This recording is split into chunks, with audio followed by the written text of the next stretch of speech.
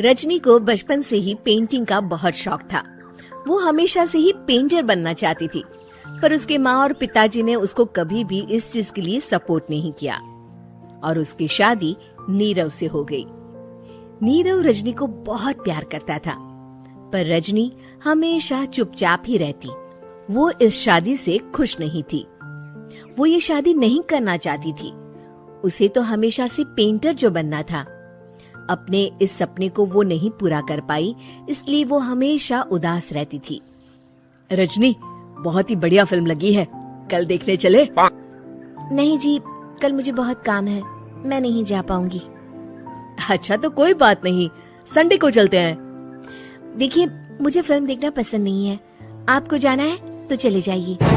नीरव को मना करके रजनी वहाँ से चली जाती है और अपने बैग को खोलकर उसमें बंद पड़े ब्रश और कलर्स को देखकर रोने लगती है। रजनी, चलो ना कहीं बाहर खाने चलते हैं, कुछ तुम्हारी पसंद का। जी, मुझे नहीं जाना, मेरी तबीयत ठीक नहीं है। रजनी वहाँ से चली जाती है। नीरव को समझ नहीं आता कि रजनी उससे इतना दूर क्यों रहती है।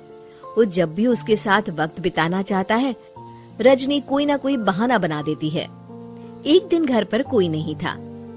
रजनी घर का सारा काम जल्दी से खत्म कर लेती है।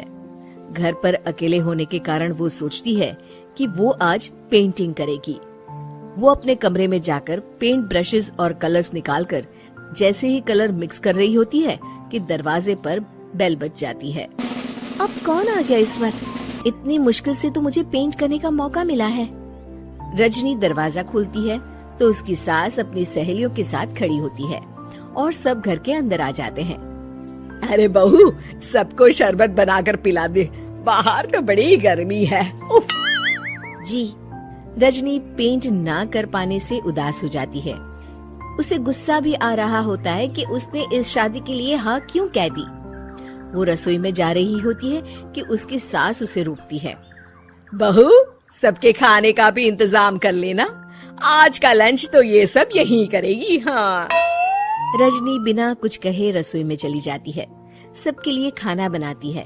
सब खाना खाते हैं और रजनी घड़ी देखती है कि ये सब कब जाएंगे ताकि वो अपनी पेंटिंग कर सके। जब शाम होती है तब सब चले जाते हैं अपने घर। अरे बहू, सब तेरे खाने की तो बहुत तारीफ कर रहे थे, सबको बहुत अच्छा लगा खाना। आपको मुझे सुबह बताना चाहिए था ना कि आपकी सहेलियां आ रही हैं। पता भी है कितना वक्त लगा सारा खाना बनाने में। अरे बहू, तू ऐसे कैसे बात कर रही है मुझसे? तो और कैसे बात करूं? मैं इस घर की कोई नौकरानी नहीं हूँ कि इतना काम करूंगी। रजनी अपने कमरे में जाकर दरवाजा बंद कर लेती है। शाम को जब नीरव आता है तो उसकी माँ उसे पूरी घटना के बारे में बताती है। क्या रजनी ने आपसे इस तरह बात की माँ? हाँ, और पता नहीं उसे क्या हो गया है, शाम से बाहर भी नहीं आई है। मैंने तो कई बार आवाज दी, खाना भी नहीं खाया उसने। तू ही बात करके देख ले बेटा। नीरव अपने कमरे का दरवाजा खटखटाता है। रजनी, दरवाजा खोलो, मैं हूँ। रजनी दरवाजा खोलती है और फिर वापस जाकर अपने बिस्तर पर लेट जाती है। रजनी, माँ से बात करने का ये क्या तरीका है? मैंने कोई गलत बात नहीं की है। अरे तुम क्यों ऐसे बर्ताव कर रही हो सबके साथ? क्या तुम इस शादी से खुश नहीं हो? रजनी कुछ नहीं बोलती। अरे बताओ मुझे रजनी, क्या ये शादी तुम्हारी मर्जी के खिलाफ हुई है? हाँ, मैं ये शादी कभी नहीं करना चाहती थी।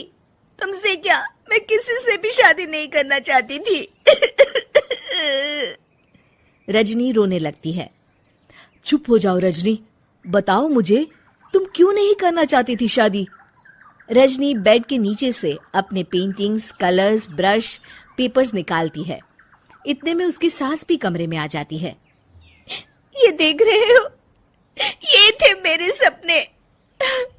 मैं पेंटर बनना चाहती थी, पर माँ पापा ने कभी सपोर्ट नहीं किया और मेरी शादी करवा दी।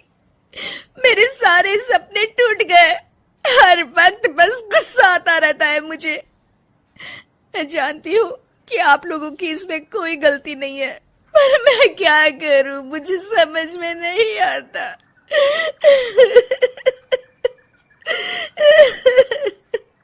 रजनी फूट फूट कर रोने लगती है।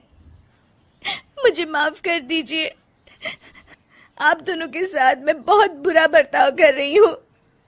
अरे रजनी बेटा चुप हो जाओ तुम। नीरव पानी लेकर आता है। ये लो पानी पियो और शांत हो जाओ। रजनी पानी पीती है और उसकी सास पेंटिंग्स देख रही होती है। अरे नीरव, हमें तो पता ही नहीं था कि हमारी बहू कलाकार है। अरे कितनी अच्छी पेंटिंग्स बनाई है, देखो तो। ये वाली तो मैं अपने कमरे में ले जाऊंगी। आपको ये पेंटिंग्स अच्छी लगी? अच्छी नहीं, बहुत अच्छी लगी। और तुमने हमें बताया क्यों नहीं? तुम जब चाहे पेंटिंग कर सकती हो रजनी। हम तुम्हारे सपनों को पूरा करने में तुम्हारा पूरा साथ देंगे। हाँ बेटा, हम कला की कद्र करते हैं। हम कलाकार तो नहीं, पर मुझे गर्व है कि मेरी बहू एक कलाकार है। रजनी, नीरव और सास तीनों हंस पड़ते हैं।